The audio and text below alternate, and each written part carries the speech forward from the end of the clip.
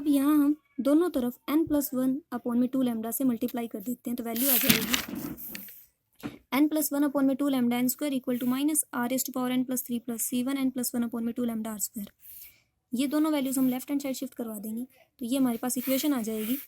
इस इक्वेशन के अंदर हम c1 की कुछ भी वैल्यू लें तो हमें eight most 2 changes of sine मिलेंगे।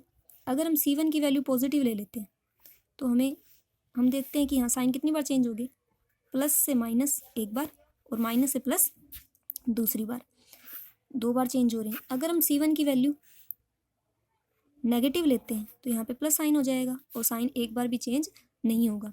तो हम कह सकते हैं कि ज़्यादा से ज़्यादा यहाँ सिर्फ साइंस के अंदर 2 ही चेंजेस देखे जाएंगे। We can say that this equation has at most 2 changes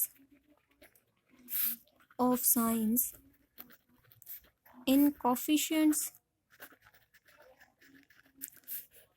for all values of c1। तो फर्स्ट ईयर के अंदर अलजेब्रा के अंदर एक चैप्टर था जिसके अंदर डिस्क्रीट रूल ऑफ साइन के बारे में पढ़ते थे। तो then by Descartes rule of signs there are at most 2 positive values of r। ये r के अंदर एक इक्वेशन है और इसके अंदर ज़्यादा से ज़्यादा 2 बार साइन चेंज हो रहे हैं।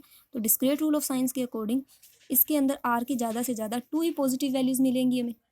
और r क्या ली थी हमने, एब्सिडल डिस्टेंस। तो हम कह सकते हैं there are at most 2 apsidal distances, mean हमें ज़्यादा से ज़्यादा 2 ही एब्सिडल डिस्टेंस मिल सकती हैं। ये थ्योरम कंप्लीट हो गई यहाँ पे। नेक्स्ट है वेलोसिटी फ्रॉम इन्फिनिटी।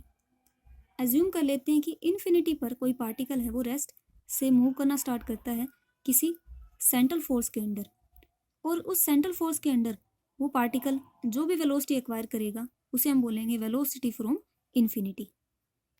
एज्यूम कर लेते हैं इन्फिनिटी पर कोई पार्टिकल है वो रेस्ट से मूव करना स्टार्ट करता है और वो पार्टिकल है, एज्यूम कर लेते हैं कि central force F per unit mass के अंडर मूव कर रहा है और सेंटर ऑफ फोर्स से a डिस्टेंस पर वो पार्टिकल v वेलोसिटी एक्वायर कर लेता है। तो pedal equation of central orbit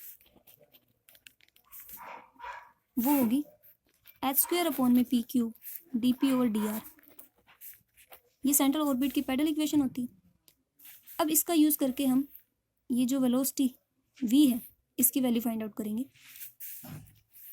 दोनों तरफ इंटीग्रेट कर देते हैं। इंटीग्रेट करने से पहले dr है वो इधर मल्टीप्लाई कर देंगे हम, h²/p³ equal to dp is equal to f dr। दोनों तरफ इंटीग्रेट करेंगे, इसका इंटीग्रेशन हो जाएगा p के with respect to h² into में माइनस का 1/2p³ और इसका हो जाएगा f dr प्लस c आ गया कॉन्स्टेंट ऑफ इंटीग्रेशन। तो हमें पता है कि h/p है वो v के इक्वल होता है। किसी पॉइंट पर या सेंट्रल ऑर्बिट के किसी भी पॉइंट पर जो पार्टिकल की वेलोसिटी हम जो स्मॉल v एज्यूम किया करते थे और h इक्वल हुआ करता था p इंटू में v के। तो यहाँ से v की वैल्यू आया करती थी h/p। तो यहाँ पे हमने वेलोसिटी वो पार्टिकल की कैपिटल v लिया, तो कैपिटल v की वैल्यू आ जाएगी h/p। तो यहाँ से आ जाएगा h²/p² बन जाएगा v² अपॉन में। अब हम कह सकते हैं कि जो पार्टिकल था वो इन्फिनिटी से रेस्ट से मूव करना स्टार्ट किया था उसने, और a डिस्टेंस पर वो पार्टिकल है वो उसने कैपिटल v वेलोसिटी एक्वायर कर ली थी।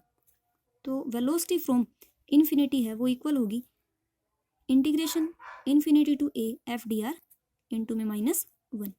तो इस रिलेशन से हम इन्फिनिटी से कोई पार्टिकल ने रेस्ट से मूव करना स्टार्ट किया था और सेंटर ऑफ फोर्स से a डिस्टेंस पर उसने जो कैपिटल v वेलोसिटी एक्वायर कर ली थी किसी centre of force sorry centre of force per unit mass F के अंडर, तो उस केस के अंदर जो वेलोसिटी फ्रॉम इन्फिनिटी है वो इसके इक्वल होगी। इस रिलेशन से हम उसे फाइंड आउट कर सकते हैं।